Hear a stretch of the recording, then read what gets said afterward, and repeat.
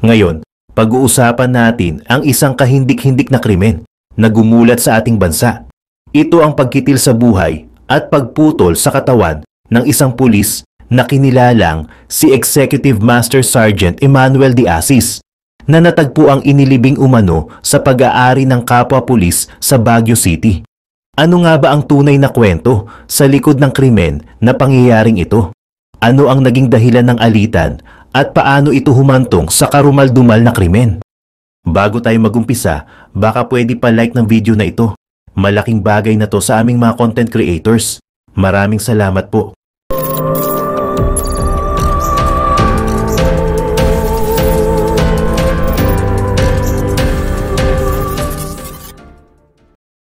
Noong December 3, 2024, isang post sa Facebook mula sa isang nagpakilalang pamangkin ni Emmanuel ang humihingi ng tulong upang mahanap ang kanyang tiyuhin. Ayon sa post, nawawala si Emmanuel mula pa noong November 27. Nakatakda sanang dumalo si Emmanuel sa isang event noong November 30, ngunit hindi siya nakarating at hindi na rin makontak mula November 28. Sa ulat ng PNP, nagpatulong din ang anak ng biktima sa istasyon ng pulis upang mahanap ang kanyang nawawalang ama. Batay sa investigasyon, may ulat na nagsasabing ang biktima ay nakitang may kasamang babae sa bahay ng sospek. Ang di umano intimate encounter na ito ang sinasabing nagtulak sa sospek na barilin ang biktima. Subalit, binabatikos ang ulat na ito dahil sinisira di umano ang pangalan, pagkatao at reputasyon ni Emmanuel.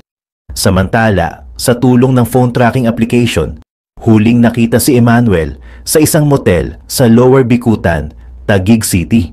Sa investigasyon, nakita sa CCTV footage na nag-check-in siya sa motel noong November 28 ng gabi at bandang 8:30 PM ay lumabas siya at sumakay ng Grab patungo sa Camp Bagong Diwa. Sa CCTV ng kampo, huling namataan si Emmanuel na may kasamang isang babae. Ang babaeng ito ay kinilalang si Police Executive Master Sergeant Rosemary, 44 years old, na asawa ng isang pulis na si Lieutenant Colonel Roderick, 45 years old. Mas mataas ang rango ni Roderick kumpara kay Emmanuel, habang magkapantay naman ng rango sina Emmanuel at Rosemary. Batay sa CCTV, nakitang magkasama sina Emmanuel at Rosemary na pumunta sa Married Non-Officer Quarters apartment sa loob ng Camp Bagong Diwa. Agad na nagsagawa ng investigasyon ang mga pulis sa nasabing apartment ni Rosemary upang malaman ang buong katotohanan sa likod ng insidente. Noong December 4, 2024, natagpuan ng mga pulis sina Rosemary at Roderick sa kanilang apartment. Sa ulat ng iba't ibang balita, sinasabing sumuko ang mag-asawa matapos silang puntahan ng anak ni Emmanuel sa kanilang tirahan. Agad silang inimbestigahan at dito na inamin ni Roderick na siya ang pumatay kay Emmanuel. Ayon sa salaysay ni Roderick, noong gabi ng November 28, bandang alas 8, umuwi siya sa kanilang apartment. Pagpasok niya, naabutan niyang magkasama sina Rosemary at Emmanuel sa intimate na tagpo sa kanilang sala. Dahil dito, kinuha niya ang kanyang baril at binaril si Emmanuel. Pagkatapos ang insidente, iniutos di umano ni Roderick kay Rosemary na kumuha ng lagari na pinaniniwala ang ginamit niya upang putol-putulin ang katawan ni Emmanuel. Inilagay niya ang mga parte ng katawan ng biktima sa isang sako at isinakay sa kanyang sasakyan. Mula roon, dinala niya ang mga ito sa kanilang ancestral house sa Baguio City at doon inilibing. Noong December 5, 2024, natagpuan ng mga pulis ang mga labi ni Emmanuel sa Baguio City. Kasama sa mga ebidensyang na-recover ang 2 sako, 2 puting t-shirt at isang sangkalan. Dahil dito, agad na inaresto ang mag-asawang Rosemary at Roderick at kinasuhan ng murder. Bukod sa kasong kriminal, inirekomenda rin ng Southern Police District na alisin na sa serbisyo ang mag-asawa bilang parusa sa kanilang ginawa. Ayon kay Police Brigadier General Bernard, malinaw na nilabag ng mag-asawa ang Code of Conduct ng PNP at kung mapapatunayang nagkasala sila, papasok ito bilang kaso ng grave misconduct. kasama sa magiging parusa ang tuluyang pagkakasibak sa serbisyo. Sa investigasyon ng PNP, sinasabing ang krimen ay nag-ugat sa isang crime of passion, ngunit hindi malinaw kung ito ba ay pinagplanuhan o bigla ang ginawa. Samantala, sa pahayag ng pamilya ni Emmanuel, noong December 6, 2024, tinutulan nila ang salaysay ni Roderick. Giit nila, walang katotohanan ng extrajudicial confession nito at naniniwala silang may iba pang detalye ang hindi inilalantad sa publiko. Nagpost sa social media ang anak ni Emmanuel, na isa ring pulis, kung saan mariin niyang kinondena ang nangyaring krimen. Sa unang linya ng kanyang pahayag, ginamit niya ang salitang massacre imbes na alleged murder upang ipakita ang bigat ng naganap. Sinundan niya ito ng Bible verse mula sa Job chapter 1 verse 21. The Lord gave and the Lord has taken away. May the name of the Lord be praised. Ayon pa sa kanyang post, may mga kumakalat umanong malisyosong balita tungkol sa kanyang ama. Binanggit niya na isang demonyong babae at ang demonyong asawa nito ang nasa likod ng brutal na pagkamatay ng kanyang ama. Nilinaw din niya na ang ulat na batay sa extrajudicial confession ng mga sospek ay mali at pawang kasinungalingan. Ipinaliwanag niya na ang nangyari ay isang planadong setup aniya, sa pilitang dinukot at walang awang pinahirapan ang kanyang ama na nauwi sa malagim nitong pagkamatay. Dagdag pa niya, matagal nang pinagplanuhan ng krimen, simula pa noong March 2024. May intensyon daw talaga ang mga salarin na patayin ang kanyang ama sa oras na ito'y bumisita sa Maynila. Itinuro niya bilang pangunahing utak ng planong ito sina Police Lieutenant Colonel Roderick, Police Executive Master Sergeant Rosemary at kanilang mga kasamahan na di umano'y nasa bilang na 10 hanggang 20 individual. Mariing ipinahayag ng anak ni Emmanuel na hindi siya titigil sa paghanap ng hustisya. Ayon pa sa kanya, bilang na ang mga araw nyo. Ipinahayag din niya ang kanyang determinasyon na gamitin ang lahat ng kanyang kasanayan bilang isang Special Forces Operator upang hulihin ang lahat ng sangkot sa krimen. Siniguro niyang hindi titigil ang kanilang pamilya hanggat hindi nakakamit ang hustisya at ang mga responsable ay hindi pa nakakulong. Sa kanyang post, nanawagan siya sa publiko na muling i-share ang kanyang pahayag. Ipinaalala rin niya kung gaano kabuti at kalinis ang puso ng kanyang ama. Idiniin niyang ang mabuting pamana ng kanyang ama ay mananatili sa mga taong kanyang naantig at na-inspire. Kasabay nito, nag-post din ng isang pamangkin ni Emmanuel. Ayon sa babae, buo ang tiwala ng kanilang pamilya na magiging patas ang batas at makakamtan nila ang hustisya. Mariin din niyang itinanggi ang sinasabing motibo ng mga sospek sa pagpatay. Giit niya, hindi kailanman gagawa ng ganoong bagay ang kanyang tiyuhin sa loob ng NCRPO compound, lalo na't alam nitong ang asawa ng babae ay isang police colonel. May malalim na rason kung bakit nagawa ng kolonel ang ganitong krimen laban kay Emmanuel. Naniniwala ang pamilya na isang maingat na planadong setup ang nangyari. Ayon sa kanila, imposible raw na pumunta si Emmanuel sa NCRPO compound nang walang nag-aya o nagdala sa kanya, na malamang ay isa ring pulis. Dagdag pa rito, malinaw na napaghandaan na ng kolonel kung paano sasagutin ang anumang katanungang ibabato sa kanya kung sakaling siya ay mahuli. Sa kasamaang palad, wala na si Emmanuel upang maipagtanggol ang sarili laban sa mga aligasyon. Hiling ng pamilya ng biktima ang respeto mula sa publiko. Kung totoo mang nahuli ni Kolonel ang asawa niya at si Emmanuel, bakit kailangan pang itago ang katawan ni Emmanuel? Ayon sa kanila, may sariling bahay at kondominium sa Maynila si Emmanuel na walang nakatira.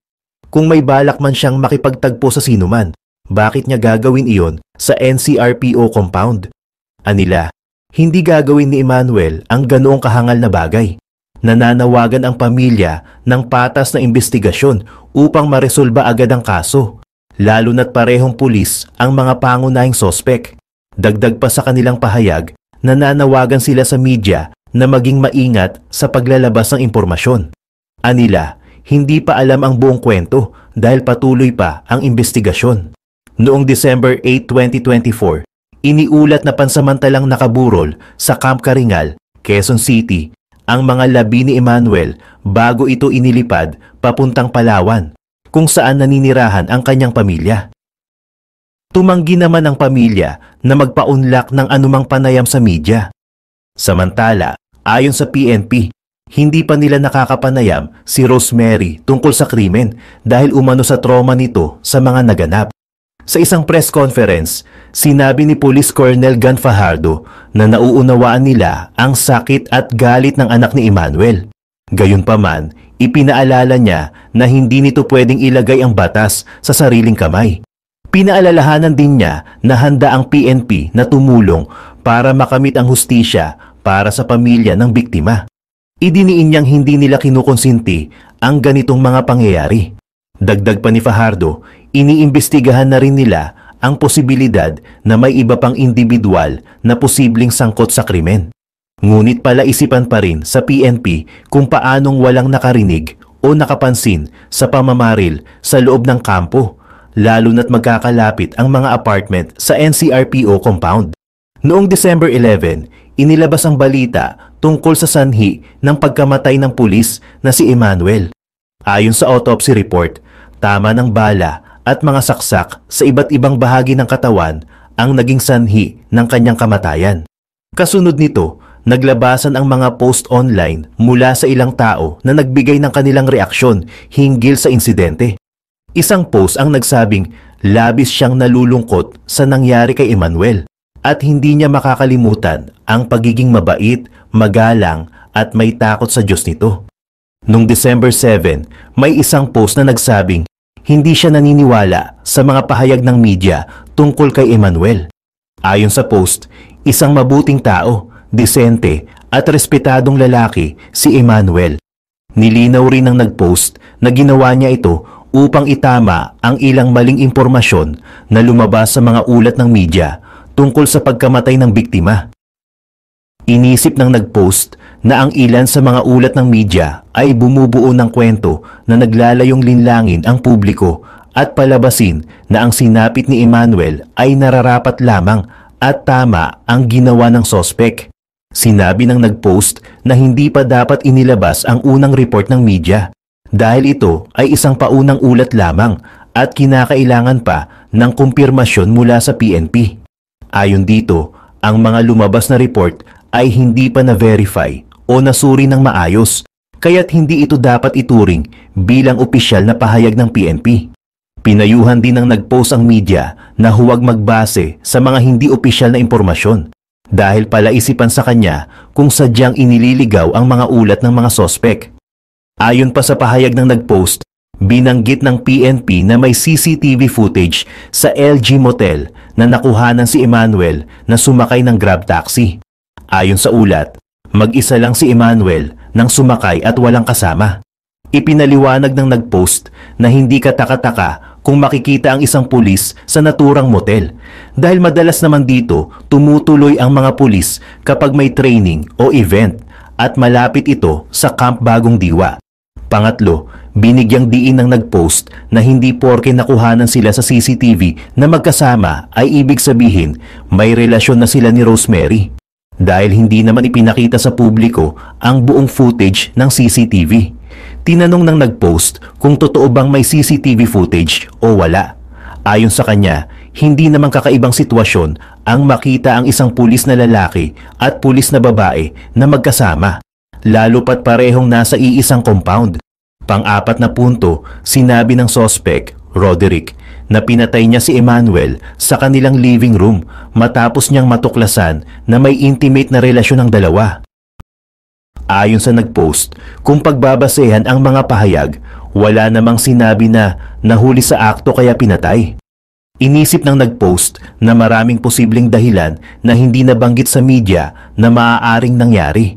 At sinabi lang ng PNP ang sinasabi ng sospek. Kaya't ginamit pa ng PNP ang salitang allegedly dahil patuloy pa ang investigasyon. Ayon pa sa nagpost, base sa kanyang mga sources, pabago-bago si Roderick sa kanyang mga pahayag sa interview. Kaya't naniniwala siyang mali ang mga ulat ng media na sinasabing nahuli sa akto ang dalawa. Hindi rin daw nakakapagtaka na makita ang isang pulis na bumisita sa kapwa niya pulis, lalo na kung magka-batch sila at ang compound ay puno ng mga pulis mula sa iba't ibang batch.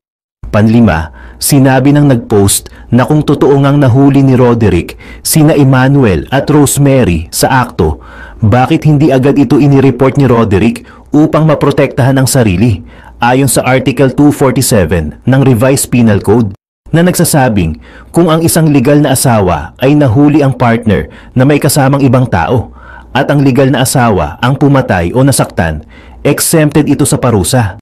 Ang tanging parusa lamang ay maaaring disenteryo o pag-uutos ng korte na lumayo sa asawa o sa pamilya ng nasaktan. Ipinunto rin ng nag-post na pagkatapos ng insidente, umuwi si Roderick sa Baguio na parang walang nangyari at nilinis pa ang crime scene na ayon sa kanya ay patunay na sinadya ni Roderick na itago ang krimen.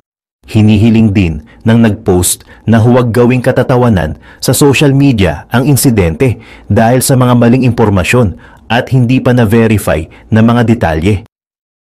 May isa pang nag-post na nagsabing marami siyang katanungan tungkol sa kaso. Ayon sa kanya, sa ulat ng PNP, sa living room nakita ni Roderick sina Emmanuel at Rosemary, hindi sa isang pribadong kwarto. Hindi rin daw nakitaan si Rosemary ng anumang pinsala o senyales ng pagkabahala, taliwas sa pahayag ng PNP na hindi nila makausap si Rosemary dahil sa trauma. Naniniwala ang nag-post na imposibleng nagawa ni Roderick ang krimen ng mag-isa kahit pa tinulungan siya ni Rosemary dahil sa sobrang bilis ng oras. Idinagdag pa ng nag-post na itinago pa ang mga labi ni Emmanuel upang makapagtago sa batas. Ayon sa batas ng Pilipinas, mayroong prinsipyo ng corpus delicti na nagsasabing walang pananagutan ang isang akusado kung walang matatagpuang katawan ng biktima. Sa madaling salita, kung walang katawan, wala ring krimen at hindi maaaring papanagutin ang mga sospek. Binanggit pa ng nag-post na ayon sa autopsy, ang lugar kung saan tinamaan si Emmanuel ng bala ay kumukumpirma sa kabaligtaran ng sinasabi ni Roderick na nagkaroon ng komprontasyon. Inilahad din ng nag-post na magkaiba ang kwento ni Rosemary at Roderick tungkol sa kung saan iniwan ang katawan ni Emmanuel. Ayon sa iba, iniwan daw ito sa ilog ng Pasig. Samantalang may nagsabi na ito ay nasa Baguio. Dahil sa matinding pinsalang tinamo ni Emmanuel, halos hindi na siya nakilala. Nakilala lamang siya dahil sa isang tattoo. Ayon pa sa nag-post, anuman ang dahilan ng kanilang alitan o pinag-awayan, ang pagpatay kay Emmanuel ay hindi makatarungan at hindi dapat gawing biro o katatawanan sa social media, lalo na't maraming maling impormasyon ang lumabas. Sa huli, sinabi ng nag-post na nakakahiya raw ang mga tao na hinuhusgahan si Emmanuel kahit hindi nila alam ang buong kwento. Ayon sa kanya, si Emmanuel ay isang mapagmahal na asawa at ama, isang taong may integridad at hindi isang korap na pulis. Naisang nag-post na makamtan ni Emmanuel ang hustisyang nararapat sa kanya.